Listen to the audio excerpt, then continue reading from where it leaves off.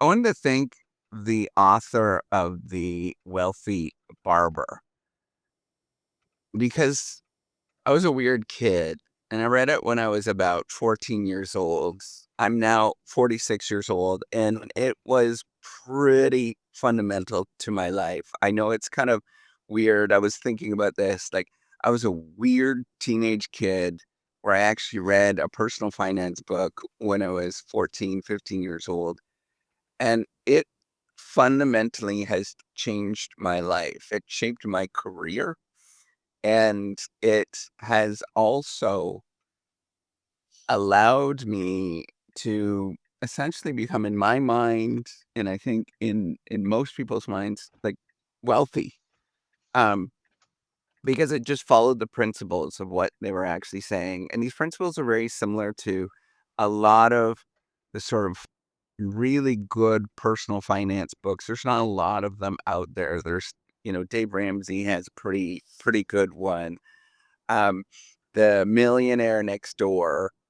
But these principles are fairly simplistic, and it's really just about compound interest. It's about having adequate insurance for your life and then having compound interest happen for you and investing. So the Wealthy Barber was 10% per year of everything that you make goes into index funds and mutual funds.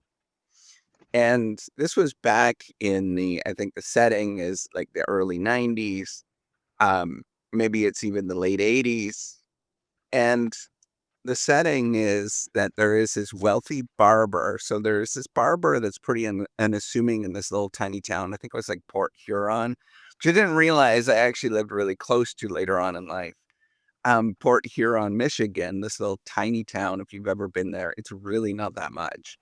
And there's this barber that lives there, and it turns out that he's the wealthiest person in the entire town. Now, I'm rereading that now as an adult. I'm reading this to my 13-year-old kid because it was just really fundamental to everything that I understood. And it really did change my life. And yes, I will be wealthy because of him. I also sort of sparked my interest in business research. It was kind of my first personal or my first finance book that I ever read. And it just is about the story. There's this barber that is unassuming and invests in index funds, mutual funds. So index funds is you invest broadly across everything. Vanguard is the company that brought this in. And all they do is they pick every single stock and they invest broadly in a stock market, in the stock exchange. And the returns on that are about 10% per year, roughly. Not necessarily perfect, but it's a good estimate that you make 10% per year, which is great because that's the best companies in the world. We own all of the best companies in the world, or the ones that are publicly traded. I don't know who they are. I don't know how much I own of them, but we own them. And we have done very well because we followed this straight and narrow line of investing 10% of everything that I make. So we actually do 15%. It's actually a little bit higher than that, but our target is somewhere between the 10 and 20% of everything that we make. Why not more? If you're investing more than 20% of everything that you make, it's totally doable, except where you're going to live, it's gonna feel like you're living below the poverty line and living essentially in a tent, even when you're really quite, you have a high income. Why not less? It just doesn't equal that much, right? Like, if you do for a $50,000 salary, you invest 5% or 10%, that's $5,000 a year over the course of 30, I think it's about 30 to 40 years, you got well over $1 million that you've saved. And, people think like, what about inflation and things like that? Inflation's not nearly as much as you're outrunning inflation dramatically. by doing this, and you have a substantial lump sum of money at the end that you can survive and do well. And you can essentially, like what Dave Ramsey says, you can live like nobody else. So early on, it feels really tough, and you live like nobody else, right? Like you're living very poorly, but then later on you live like nobody else. You can be very opulent with what you're doing. The sort of interesting thing is that our life has been more relaxed in the sense that we are relaxed about things and not stressed about things. But we really don't. Our life hasn't changed that much. We haven't bought like a bigger house. There's really no need for that. We're sort of very practical, ordinary people, which has this sort of Protestant ethic type sensibility that was talked about many years ago. You're just kind of doing your thing. Um, and I would encourage you to do this. You essentially, that's the only secret. You start early and you do it for a long time. So our essentially start date of doing this, and it was very tumultuous when I was doing my PhD program. My wife was working. We couldn't afford to do it. And there was a lot of heated discussions that we weren't saving for our future. It was very stressful. So I understand when you are in, doing education that, and we did save a little bit during that time.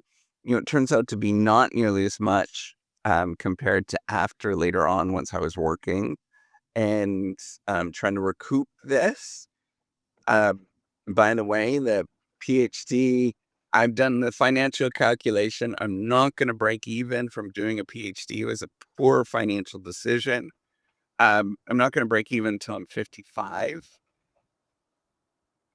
So for me, it was just a really poor financial decision. But nonetheless, that was the decision I made. It was forward looking. You can't really go back and rechange things.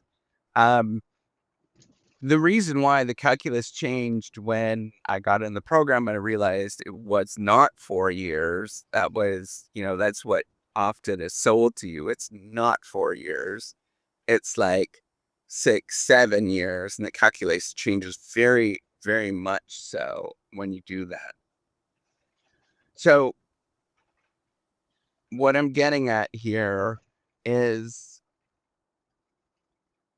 even though I goofed at that, like looking back, and I'm a very rational person. I'm a very financially oriented person, particularly from this book. I wouldn't have done my PhD. It was a poor financial decision, given the right, correct information. But here's the thing: even with that kind of financial screw up, we're still doing spectacularly well. We're doing really, really well because we have the behavior that drives that. This behavior um, is getting up and saving everything and like saving, and we save 15% day in and day out. And we do that repeatedly for a long time. And we've done that for, almost a decade, a few decades at this moment of doing this. And it just adds up. It starts to translate into something that is a miracle. And with that, combined with adequate insurance, because crappy things happen, and they do, divorce, death, um, dissolution, people suing you, all these kind of things. So having just some basic life insurance, term life insurance, and of course health insurance, um, you have those two things with some luck that you end up getting, like you end up getting a pretty substantial financial lump sum at the end of it by growing and earning over time. And it's only through this basic behavior of doing this, of saving and investing a little bit at a time, and you end up being that person that's the wealthy barber. Because most people 99% of the people don't do this behavior. They will not invest. They will not understand. Like, even when you tell them point blank to their face, say you should do this, and you do all of the manipulation and all that kind of stuff, they're not going to do it because they just choose not to do it. Right. So their life is such that they just don't see any value in it. It doesn't matter. Right. It's like talking to a teenager that just doesn't want to listen to you. It doesn't matter what you say. Um, and, it's what you realize is really just the behavior of doing this day in and day out that transforms. And only so a few people will actually do this.